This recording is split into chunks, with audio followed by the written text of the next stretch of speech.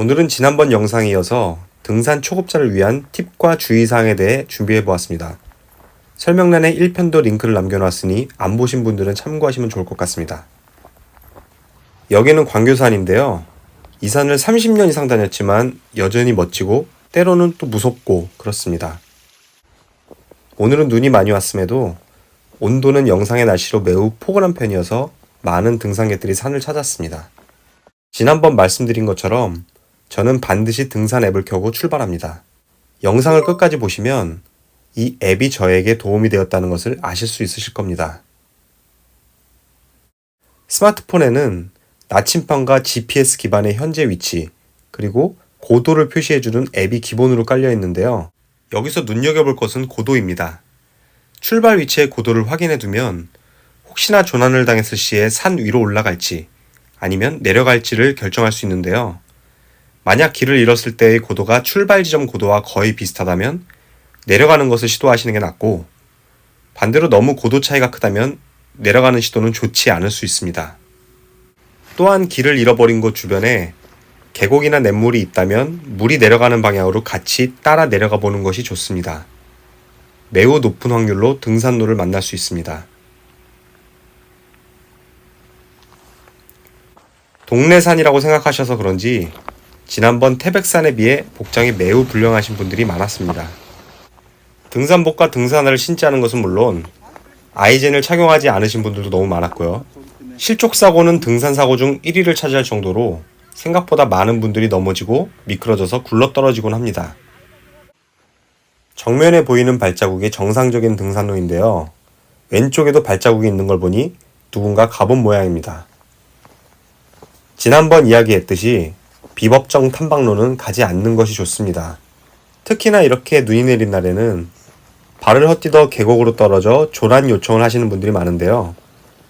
다행히 이분은 발자국을 보니 이곳까지만 오고 다시 되돌아간 것 같습니다. 비법정 탐방로를 가는 것은 본인의 안전은 물론 바쁜 구조대원분들에게 민폐임을 잊지 않았으면 좋겠습니다. 아무리 눈이 많이 내렸다고 하더라도 비상시 불을 피울 수 있는 불쏘시개는 구할 수 있습니다.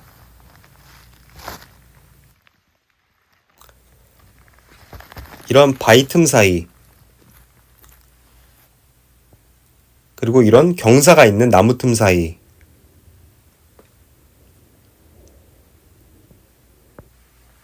여기도 바위 틈 사이에 충분히 있고요. 그리고 이렇게 눈이 있는 나무들도 이렇게 털어주면 생각보다 불이 잘 붙습니다.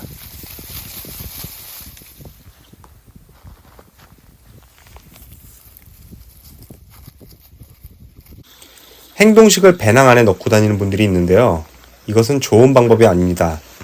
행동식은 말 그대로 이동 중 필요할 때 바로 꺼내 먹을 수 있도록 손에 닿는 포켓이나 옷의 주머니에 넣는 것이 좋습니다. 또한 배가 고프기 전에 미리 먹는 것이 중요합니다.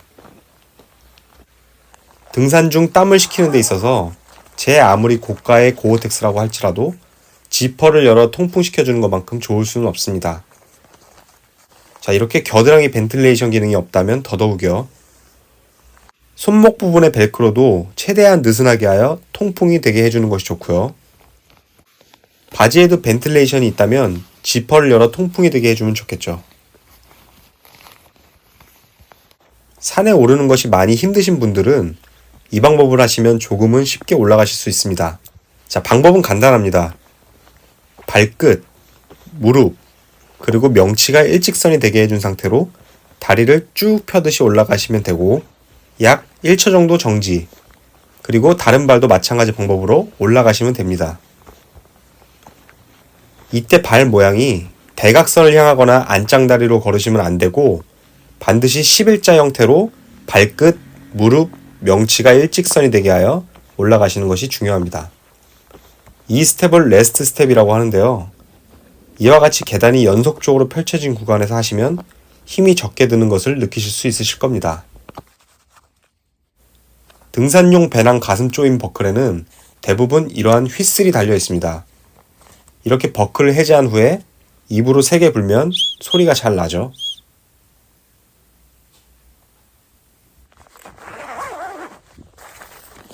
저는 따로 이렇게 목에 걸어서 휘슬과 스트로브 라이트 그리고 방스토브 라이터를 가지고 다니는데요. 조난 시에 목으로 소리를 지르면 몸이 워낙에 긴장 상태이기 때문에 목이 금방 쉽니다.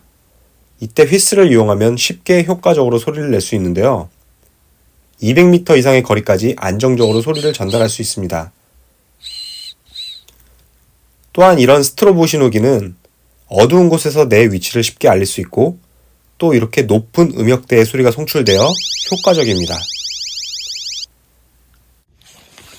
마지막으로 예전에 소개해드린 적이 있는 방수 터보라이터인데요. 물에 빠지거나 혹은 이렇게 눈에 빠진 상태에서도 안에는 젖지 않기 때문에 비상시에 불을 피우는데 별 무리가 없습니다.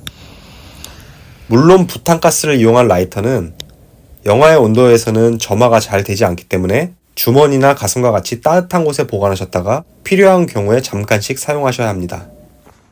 이렇게 산을 오르다 보면 산 중턱에 대피소가 있는 경우가 있습니다.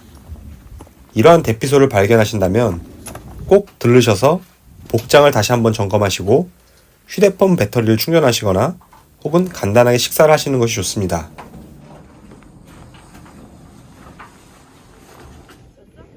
산 정상에 올라왔는데요. 방풍 비닐을 뒤집어 쓰고 몇 분이 모여있는 모습을 볼 수 있었습니다. 산행 리더라면 반드시 이러한 김장 비닐이나 비상 쉘터를 꼭 가지고 다니는 것을 추천합니다. 악천후 시에 이렇게 비닐을 뒤집어 쓰고 그 안에서 잠깐 불을 피우면 저체온증을 이겨내는 데 큰 도움이 됩니다.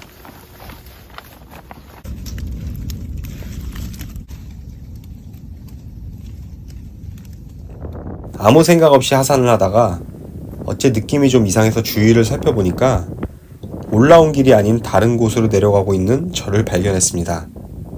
이때 늘 강조드리는 등산용 앱을 이용하시면 내 위치를 알 수 있는 것은 물론 내가 지나오지 않은 길로 가고 있다는 것을 확연히 알 수 있고 다시 되돌아가는 데 큰 도움이 됩니다.